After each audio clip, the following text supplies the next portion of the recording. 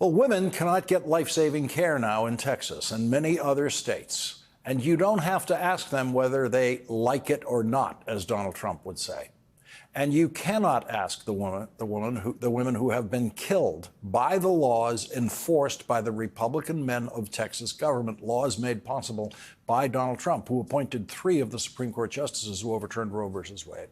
On this program on Wednesday, we reported to you the latest report by ProPublica of a woman dying in Texas because she could not receive proper medical care after a miscarriage, because that proper medical care is now a crime in Texas, thanks to Donald Trump. Like other women who have died after having a miscarriage, the latest story involves a woman who already had a child, a daughter, who will someday grow up to know who really killed her mother.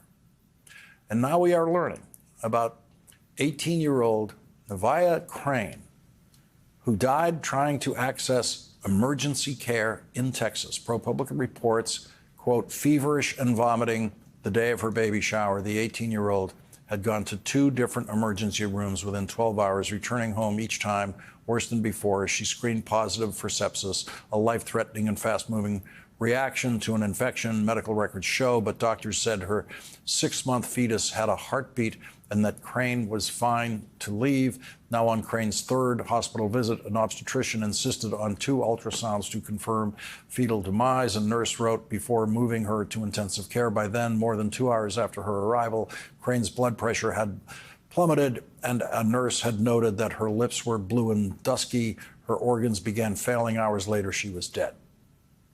Nevaeh Crane would have been 20 years old today. Democratic Senate nominee in Texas, Colin Allred, reminded voters who else is to blame. This is Ted Cruz's fault. This is his abortion ban. He made it his life's work to put Texas women in these life-threatening situations. He helped elect anti-abortion state legislators and appoint federal judges he knew would threaten Texans' freedoms. He endorsed personhood amendments and championed court cases undermining the freedom to access abortion.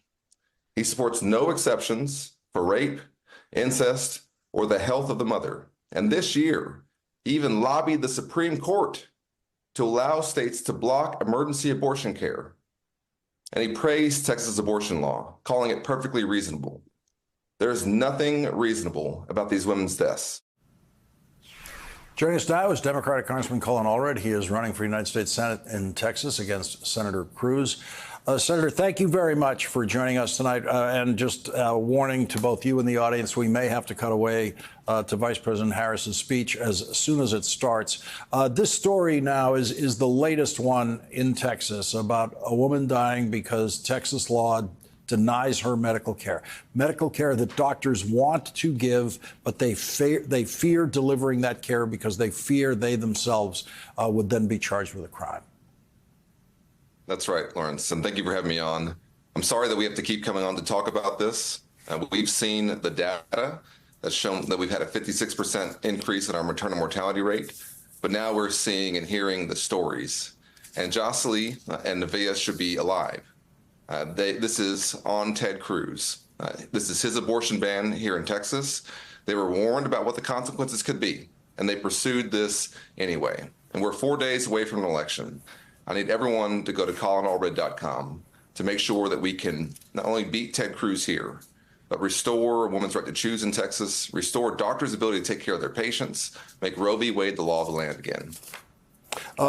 Senator Cruz is pretending that this is an issue that only the news media is concerned about.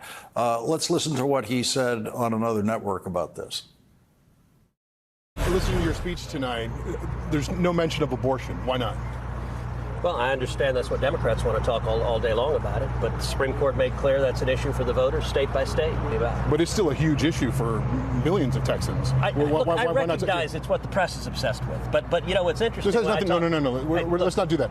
This has nothing to do with what the press is obsessed about. There are voters that are obsessed with that. Well, I recognize it's what the press is obsessed with, and I recognize voters. Okay, are I know that the press thinks that voters are what they're obsessed with.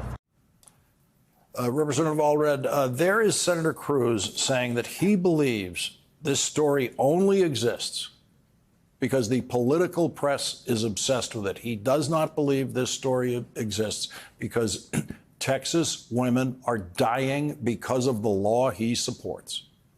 That's right. And this is the law that also is the product of his life's work. He spent his entire time in the Senate doing basically nothing. He's accomplished almost nothing in his time in the Senate, except getting attention for himself, except for this one thing.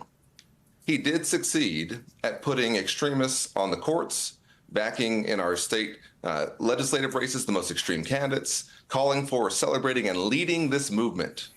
And now he doesn't want to talk about it. And Lawrence, as you and I have talked about before, when Texas women have come to his committee in the Senate to talk about their experiences, he doesn't even show up.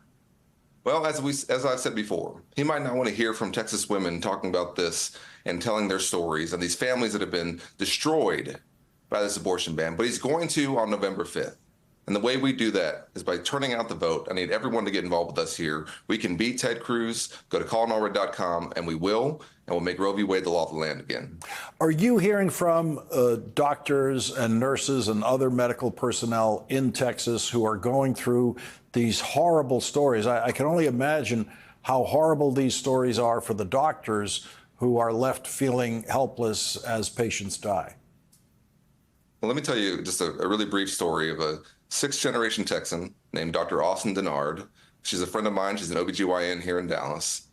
She had to leave the state to get the care that she needed, but she also was the doctor for an eighth-generation Texan named Lauren Miller, who also had to leave our state to get the care that she needed. We were doing a call today with multiple providers talking about how they are no longer able to do their jobs and how they have to basically make a decision as to what their risk will be, as to whether or not they can treat their patients or face life in prison. And this is what they forced Texas doctors into. And there's a reason why 20% of Texas OBGYNs are planning to leave our state and 13% are planning to retire early, and why more of the residents are not planning on practicing to be OBGYNs in Texas. We're going to have a huge shortage. If you want to start a family here, good luck.